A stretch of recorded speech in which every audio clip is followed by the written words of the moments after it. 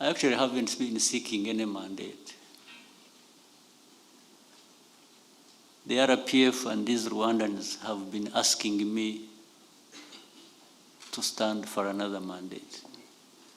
At a personal level, I would comfortably go home and rest.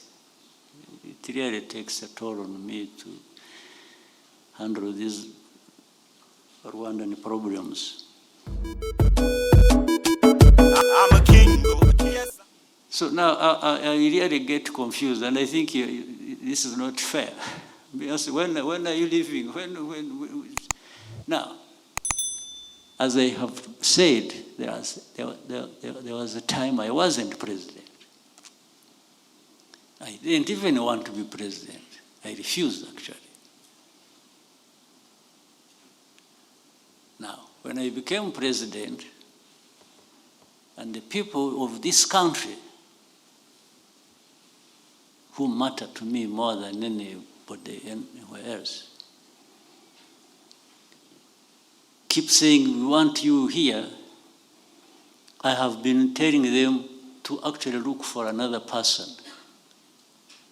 I've told them in 2017, I started in 2010. 2017, I was more vocal on that. And even recently, I told them the same. The leaders of the party are here, the chairman, vice chairman, and the secretary general. In this room, they are here with you. They can tell you what I told them. I've been asking them to, even if I'm agreeing to be president, they should not forget to be working very hard to identify people who will follow in my footpaths. Every day I remind them. Now, but I think for them they're operating like, as long as he has some breath in him, let's squeeze every bit of it. So, but I know for sure somebody will be found sooner than later, if we don't count the many years I've been around, going forward. Because that is a necessity.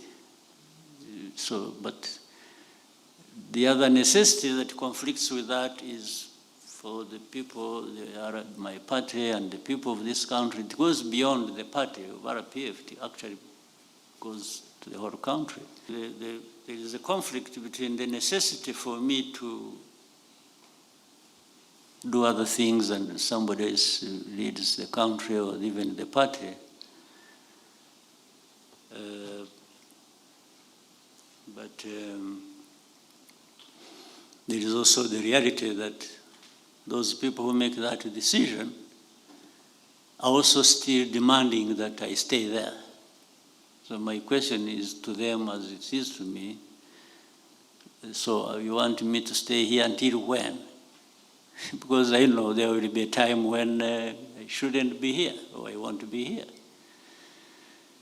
So, but if you could only bear with us and it becomes our problem, internal problem which we have to resolve, maybe we shall find a solution sooner than later.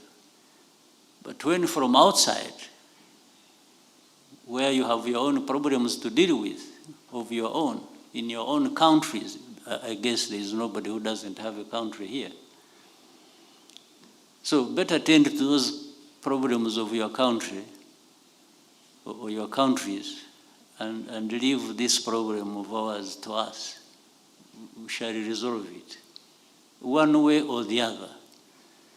And whatever happens, whether there will be better people than me, even and that's a big possibility, or those who will come and try to run down what we have been building over the years, there is nothing we can do about it. Especially there is nothing you from outside can do about it. I actually haven't been seeking any mandate. The RPF and these Rwandans have been asking me to stand for another mandate. At a personal level, I would comfortably go home and rest. It really takes a toll on me to handle these Rwandan problems.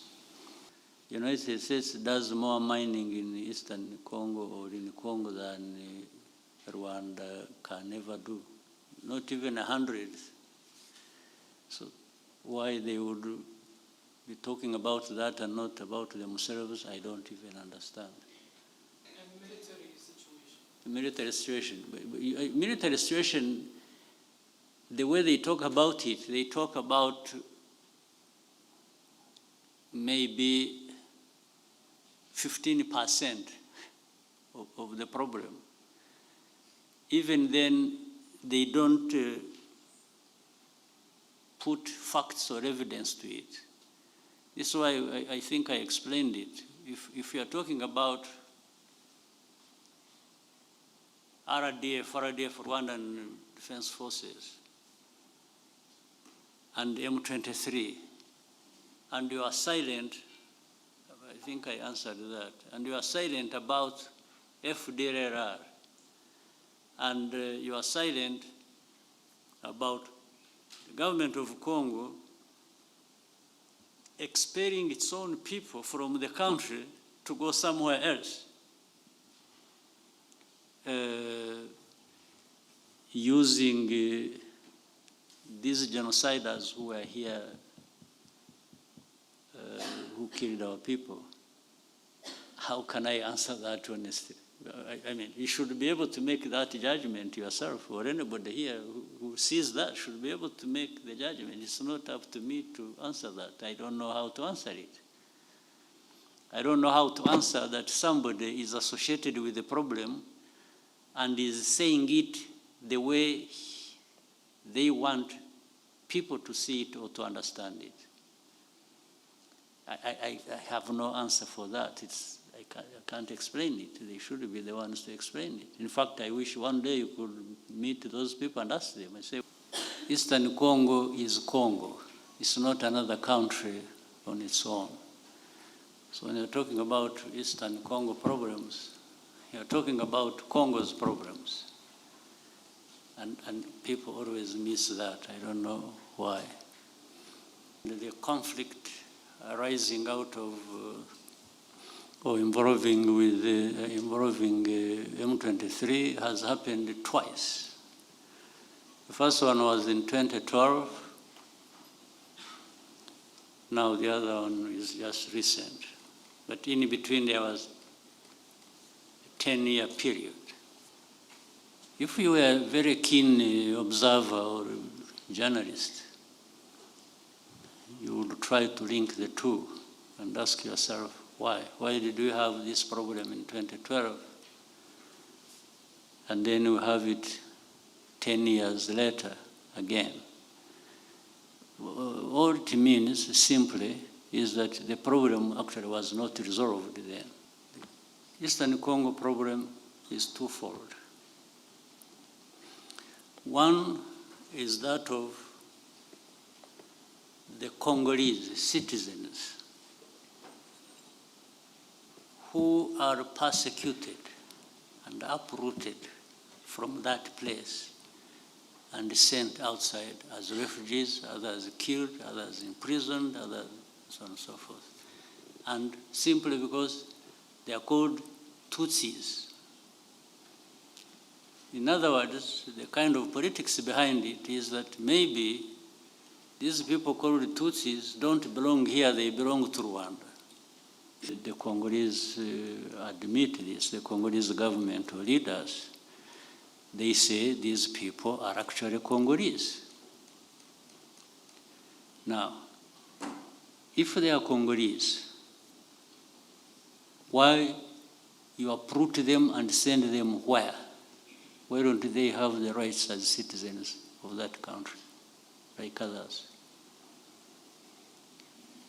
And if you choose to, here in Rwanda we have, now it is 125,000 refugees from Eastern Congo of this kind of people.